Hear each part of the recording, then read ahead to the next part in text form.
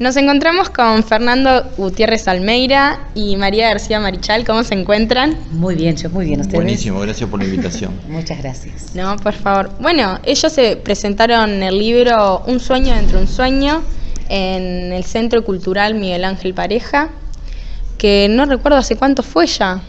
Hace unos días, fue el sábado pasado. El sábado pasado. Bueno, cuéntanos un poco sobre este libro, que son cuentos que tú escribiste y ella está en el prólogo. Ella hizo el prólogo y yo, digamos, son cuentos que escribí como entre octubre y enero del año pasado, de este año. Octubre del año pasado y enero de este año. Son 17 cuentos de muy variado tema, de muy variado enfoque. Algunos, digamos, más realistas y otros más fantásticos.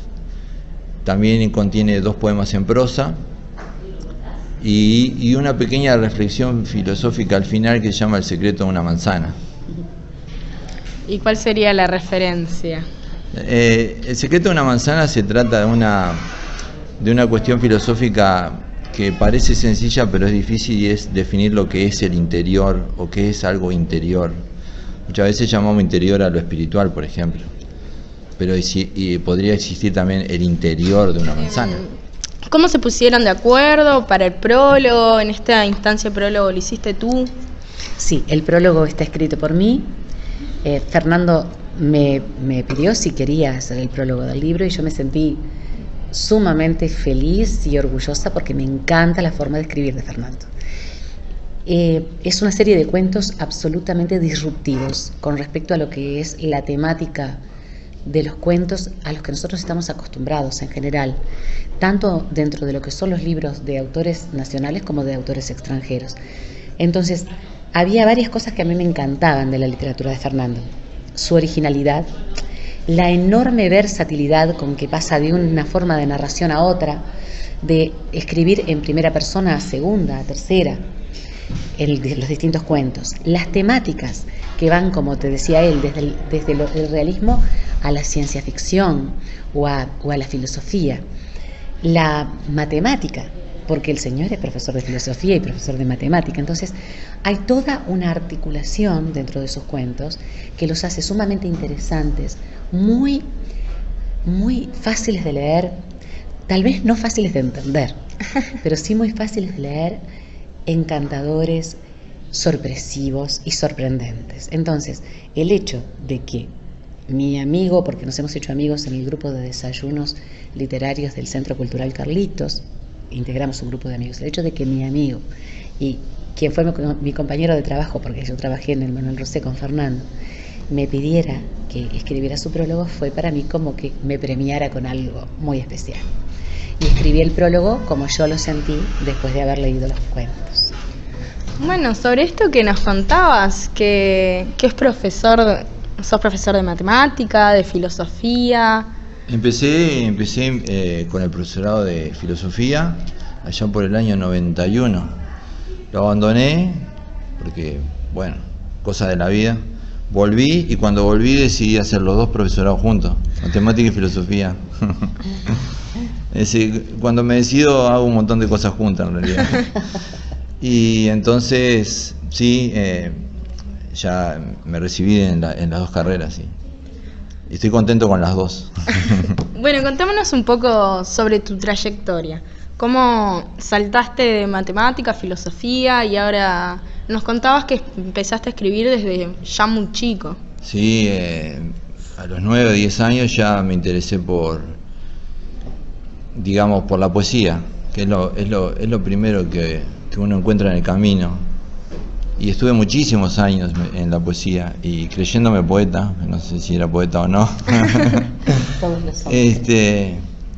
Y fue el tema de mi adolescencia, la poesía. Y después, más adelante, pasé a interesarme por las cuestiones filosóficas y estuve 20 o más años escribiendo textos que nunca fueron publicados. Nunca me importó publicar.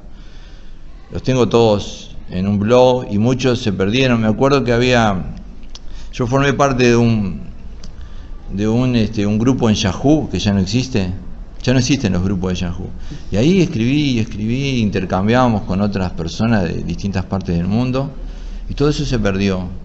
Pero algunas cosas guardé en ese blog que tengo por ahí. Y esto de llegar a la ficción es... yo no me restrinjo, digamos. Leí unos poemas acá cuando ella vino con gente de su taller literario, y ella me dijo, vos tenés que acercarte a los desayunos. Fue que me acerqué. Y cuando vi que me salía más o menos bien el primer cuento, dije, voy a escribir más. ¿Por qué no? Voy a seguir escribiendo. ¿Por qué no? Y quiero aclararte que tiene una capacidad creativa. Es tanto lo que escribe, pero además todo lo que escribe es muy bueno. Entonces, fue una sorpresa. Para mí fue una sorpresa porque había sido mi compañero de trabajo y yo compartía con Fernando y con 2 profesores más de la institución, del Liceo Manuel Rosé, compartíamos una hora de coordinación. No era mi hora de coordinación, era la suya. Pero me encantaba estar porque había conversaciones muy interesantes sobre filosofía, sobre matemática, sobre libros, sobre literatura, autores. Pero no tenía ninguna indicación de que Fernando fuera escritor. Entonces, aquel día que en la biblioteca del Manuel Rosé vine con algunas de las personas de mis talleres literarios, de Progreso y de Las Piedras, y Fernando dijo, ¿puedo leer un poema mío? Y nos quedamos todos de cara, así, con esa expresión, porque nos sorprendió profundamente la profundidad y la sensibilidad y la buena literatura, digamos, la buena escritura. Entonces de allí pasó a una narración que es realmente, como te digo, es sumamente disruptiva, es muy original, muy variada en la temática, sumamente variada, abarca muchísimos estilos literarios, usa diferentes recursos con una habilidad y una facilidad notorias. Entonces, bueno, por supuesto, este es su primer libro que estamos lanzando, que estamos tratando de que conozcan, porque vienen otros. Ya Fernando tiene un par de libros más prontos, ¿es cierto o estoy mintiendo? Sí, están ahí. Quiero decir que lo tienen en Frida, ¿no? Es el único lugar en el que lo he dejado. Lo tiene también Claudia Clavijo de Turmalina Libros. Nos contabas que tenés 17 cuentos en este libro, 2 poemas, ¿puede ser? 2 poemas en prosa y un texto filosófico. ¿Te puedo mencionar más o menos algo sobre esos textos? Por ejemplo, El baúl de los abuelos me lo pidió una sobrina. Ella quería un cuento que hablara de cómo se jugaban los niños antes y cómo se perdió todo eso, ¿no? Esa riqueza de los juegos, como el trompo, las cometas, La payana. Ay, todo las aquello, cometas, todo qué aquello. precioso. La payana, que es un juego, no sé, prácticamente es increíble que se haya olvidado tan rápido las cosas. En poco tiempo. Sí. O por ejemplo El hombre del traje verde, que intenté hacer algo como lo que hacía Felisberto, algo surrealista. Felisberto Hernández. Y bueno, y me salió un cuento que resultó, cuando lo leí por primera vez, muy gracioso para todos.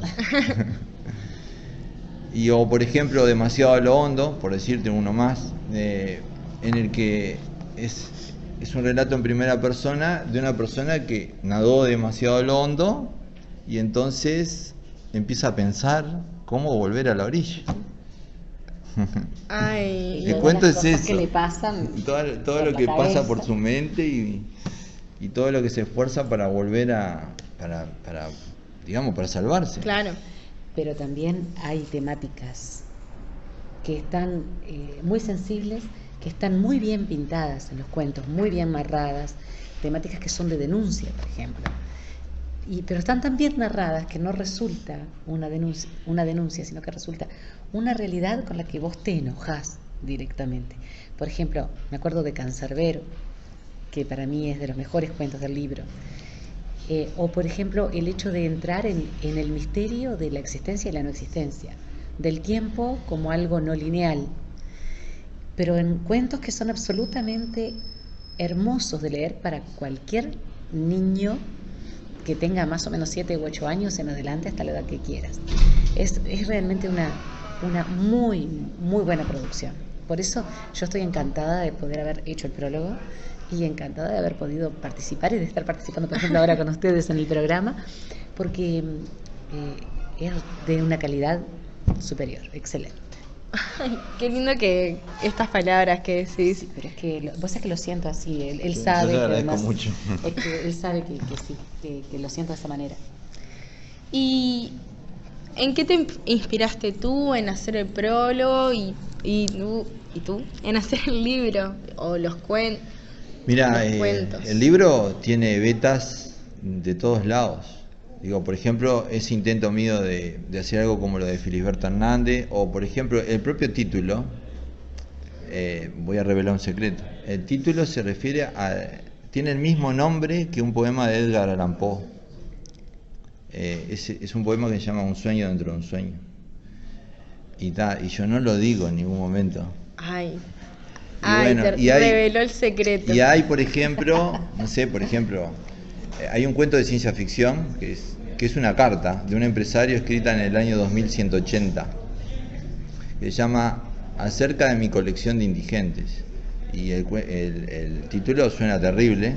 Sí, Y totalmente. suena tan terrible como algo que escribió Jonathan Swift, el que escribió Gulliver.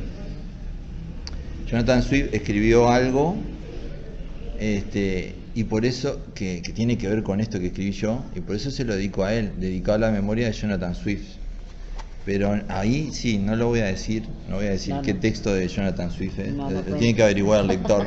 Que el lector indague.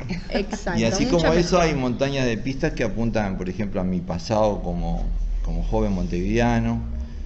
Por ejemplo, yo caminaba mucho por el costado del viaducto y hay un cuento que se llama Mi ángel de la guarda, que es un joven paseando con un ángel por el costado del viaducto, pero con un ángel. Es hermoso, es un cuento precioso, precioso. Y me preguntabas en qué me inspiré. Claro. Yo primero leí todos los cuentos de Fernando y algunos los leí todos más de una vez, algunos los leí más de 2 veces. No solamente porque me gustan muchísimo, sino porque además quería hacer un prólogo que representara lo que realmente vale la lectura de los cuentos, Claro. que representara la calidad de la creación. Entonces, después de eso, estructuré el prólogo, lo escribí de una y después lo fui afinando. Y se lo mostré para ver si representaba realmente lo que él quería. Y algunas cosas él corrigió, porque lógicamente, por más prologuista y por más que tú entiendas o creas entender al autor, siempre hay cosas que se pueden escapar, porque el autor es el autor. Pasan Por cosas supuesto. dentro de él y de su creación que son únicas e irrepetibles en el momento creativo. Entonces, pero fue muy poco, porque me decía Fernando, realmente supiste entender lo que quise decir, pero algunas cosas que es lógico que el prologuista le muestre al autor, porque yo por lo menos lo considero así, porque el prólogo tiene que reflejar lo que el libro es, lo que el libro contiene. Y acá estamos hablando de algo que realmente es para que se lea, vale la pena leerlo. Y para que valga la pena leerlo, el prólogo también tiene que estar bien escrito. Por eso me esmeré mucho en escribirlo y tratar de, sin exagerar, tratar de ser objetiva y al mismo tiempo plantear cómo a mí me rompió la cabeza este libro, porque me voló la cabeza. Entonces, trata de ser objetivo en cuanto al contenido, en cuanto al uso de los recursos, pero después tiene también mi interpretación como lectora, que es un cuento que no lo digo solamente yo, porque quienes lo han leído han hecho comentarios sumamente interesantes acerca de un sueño dentro de un sueño. Qué bonito.